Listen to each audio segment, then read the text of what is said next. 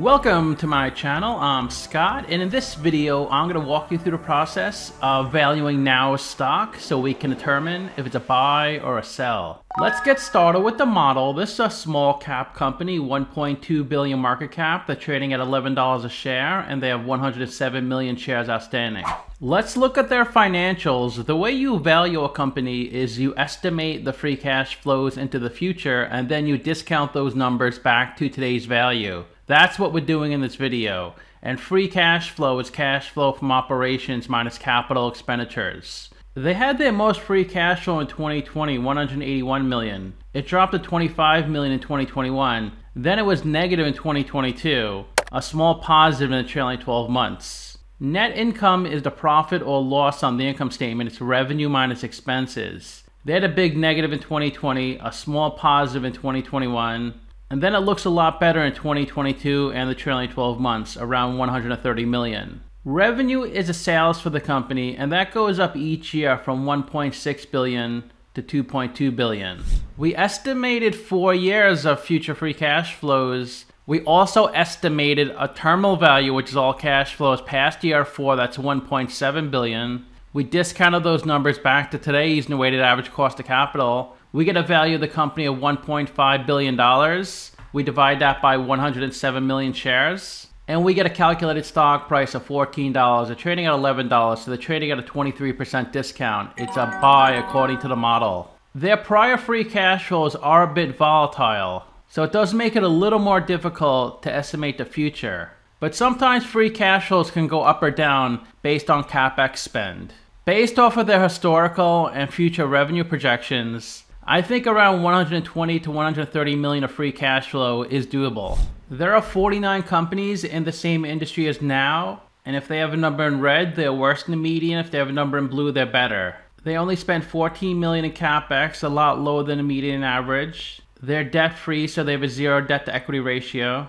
They didn't generate much free cash flow in the trailing 12 months, a lot lower than the median average. They rank 19th in market cap of the 49 companies. Their price to book is equal to the median, a really good PE ratio, a really weak price to free cash flow, but they have a solid price to sales ratio, 0.5. When a company has a 0.5, that means their revenue is double their market cap. But their 5-year annual revenue growth rate is negative, which isn't good. The average is 6%, median is 3%. The reason I picked this company is because I ran a stock screener in E-Trade, all small and microcap stocks. I filtered out all stocks that had PE below 10, price to sales below 2, price to book below 1.5, and debt over total capital below 10%. And there are only 5 companies that fit those parameters. These are the 5. Once I finish this video, I'll have done a video on all 5 companies, so you can check them out if you want. Let's take a look at their latest 10Q. This is for the period ending March 31st, 2023. Revenue in the first quarter is 584 million. Up from 473 million. Let's see if they provide a breakdown of this number. Of the 584 million of revenue, 427 million in the US, 83 million in Canada, pretty much the same as last year, and 74 million outside the US and Canada. Their operating profit in the US is 23 million. So that's about a 5% operating margin. In Canada, it's 8 million. That's about a 10% margin. International is 4 million. Which is about a 5.5% margin. Below revenue is their cost of revenue, 447 million. Then they report warehousing, selling, and admin expenses, 102 million. They talk about that expense right here. Warehousing, selling, and admin expenses include branch location, distribution center, and regional expenses, as well as corporate G&A expenses. Their operating profit is 35 million, up from 23 million. 3 million of income taxes. Net income of 32 million, up from 30 million. So their earnings per share are 28 cents, up from 27 cents. Shares outstanding went down a little from 111 million to 110 million. Let's look at their balance sheet. Current assets of 1 billion. Current liabilities of 447 million. So their current ratio is above 2. So they can cover their current liabilities with their current assets more than 2 times. They have 168 million of cash on their balance sheet, down from last quarter of 212 million. Receivables of 422 million. Their inventory is up a little bit. It's currently 406 million. They do give a breakdown of their inventory. 39 million work in process, 387 million of finished goods. That totals $426 million. Then they reduce it by inventory reserves. They reduce it $20 million. Their inventory is oil field and industrial finished goods and work in process. Work in process consists of inventory and labor, so the payroll for the employees, related to customer-specific engineered equipment. The reason they put a $20 million allowance is because some inventory may become obsolete. They may just scrap it and throw it away. Let's look at their non-current assets, $121 million of PP&E. They give a breakdown of the PP&E, $48 million of IT assets, $145 million of operating equipment, $94 million of buildings and land, and $4 million of construction in progress. That totals $291 million. They depreciated $170 million, so the balance sheet value, the book value, is $121 million. They also provide the useful lives of the assets. Then you have $119 million of goodwill, $23 million of intangibles. Their intangibles may be customer relationships, and $41 million of other. Total assets of $1.3 billion, similar to last quarter. Accounts payable, $323 million. This is how much money they owe other companies for buying on credit. Accrued liabilities, $118 million. An accrued liability is when a company incurs an expense but hasn't paid it yet. Here's a breakdown of the accrued liabilities. $28 million of compensation, that's for the employees. $34 million of contract liabilities, $12 million of taxes, $12 million on the current portion of operating leases, and $32 million of other. Let's take a look at their non-current liabilities. $25 million of long-term operating leases, $1 million of deferred income taxes, and $12 million of other. So total liabilities, $485 million, up $9 million from last quarter. And this is their equity section. They raised $2 billion from selling stock. They lost $1 billion from running their business. So total equity is $841 million. Let's look at the statement of cash flows. The first section is operating cash flow. The way to calculate operating cash flow, you start with your net income of $32 million. We add back the non-cash items on the income statement, and then we adjust for changes in working capital. So they actually had a cash outflow of $6 million. Last quarter, they had a cash outflow of $22 million. So that's not good. You want to see a company generating cash flow, not losing cash flow. In their investing section, they spent $5 million in PP&E, property, plant, and equipment. In their financing section, they bought back $33 million of stock. Let's take a look at their first quarter earnings slides. They're driving supply chain efficiency through speed, technology, and innovation. They've been in business a long time, operating 160 years. They operate in 20 countries, 170 locations, 2,450 employees. 74% of their revenue is here in the States, 15% in Canada, 11% international. Their key markets are North America, South America, North Sea, the Middle East, and Asia Pacific.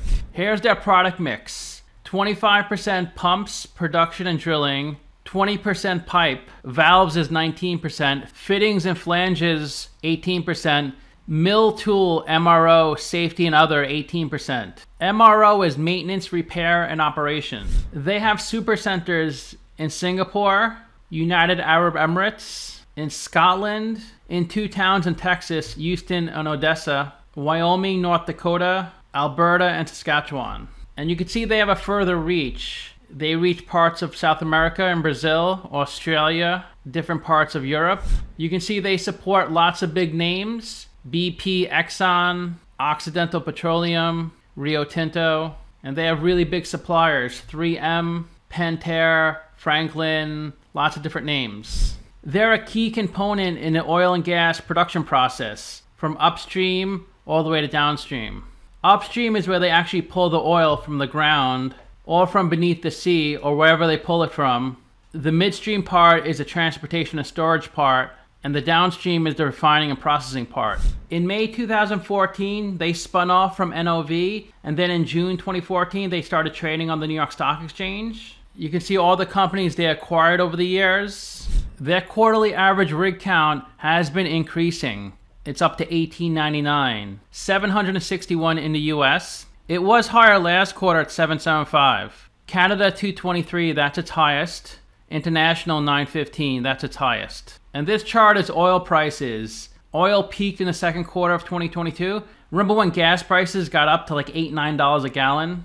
Like lots of things in life, what goes up must come down. Their revenue per rig is $1.2 million in the first quarter. They talk about that right here. That's when oil cost $76 a barrel. And the US rig count went down 2%, Canada up 17%, international up 1%. They had a DUC count of 4676.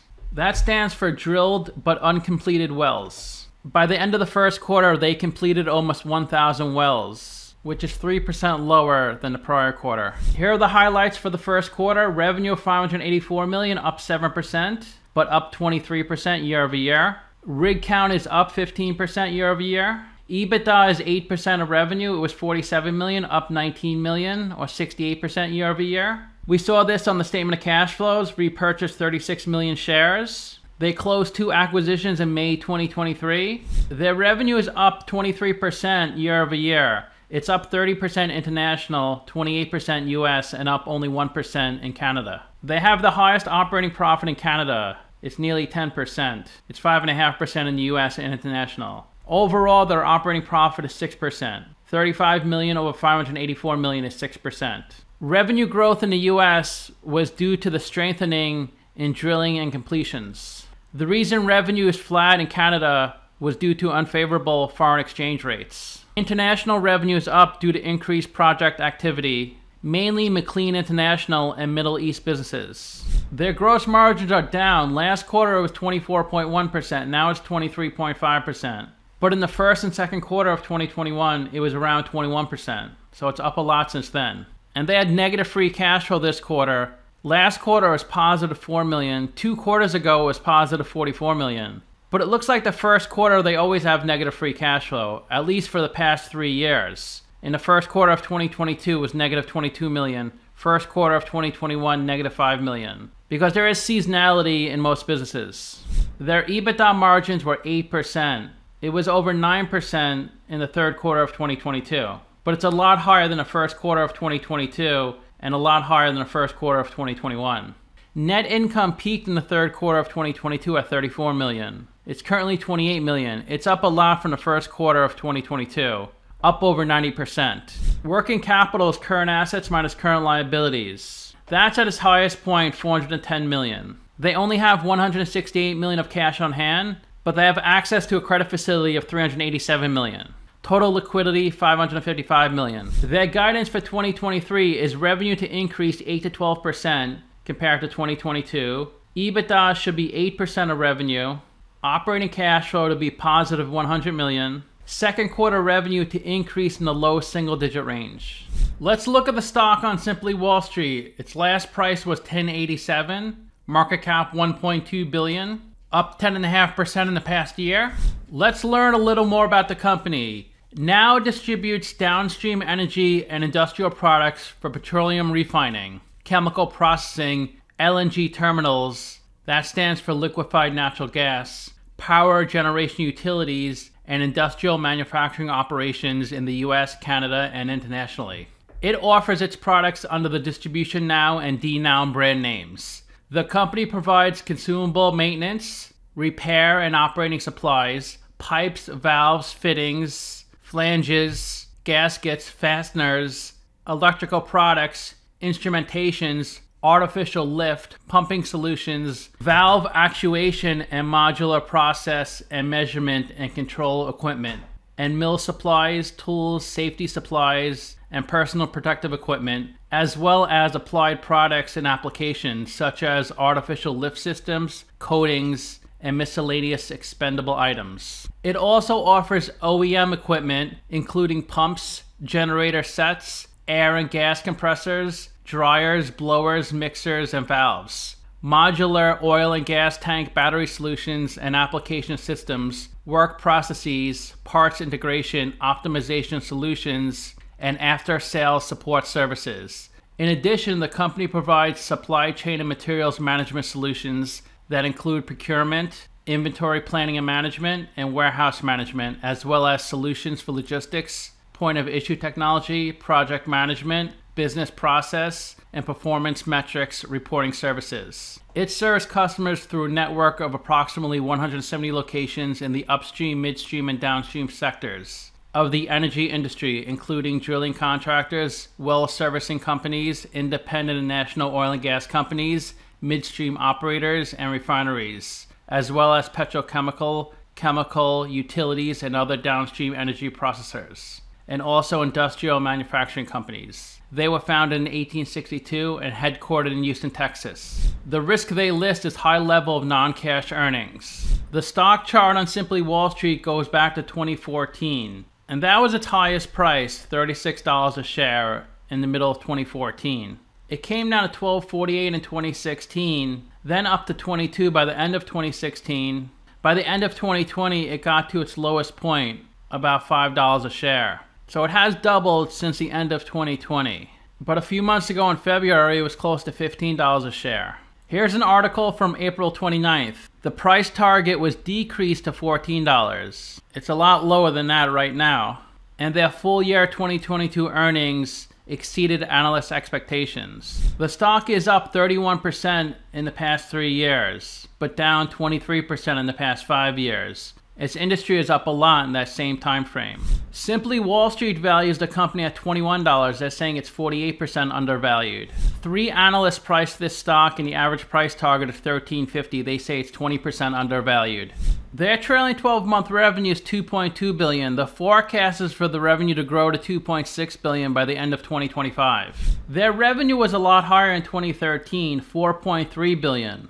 Then it dropped to $2.1 billion in 2016, up to $3.1 billion in 2019. Its low point was in the first quarter of 2021, $1.4 billion. It is up since then, but its revenue is a lot lower than what it was 5-10 years ago. They've been debt-free since 2019. They always keep very little debt on their balance sheet, but their equity has come down a lot. Back in 2013, it was $2 billion their equity. Now it's $844 million. The CEO's salary is $800,000. Total compensation $5.5 million. He's been CEO for 3.1 years. Almost all the companies held by institutions, 1.5% by insiders. BlackRock is their biggest shareholder at 17%. 18 million shares valued at $200 million. Their employee count was much higher in 2013, 4,500. It was 5,000 in 2015. Now it's down to 2,400. You generally want to see a company with more employees over the years. That means they're progressing, not less. The ticker trades on the New York Stock Exchange, Mexican Bolsa, Deutsche Börse, and London Stock Exchange. So that's the end of the video. Leave a like, subscribe, or comment below. If you'd like to get a custom valuation or just support the channel, you can become a member by clicking on the link in the description below. Thanks for watching.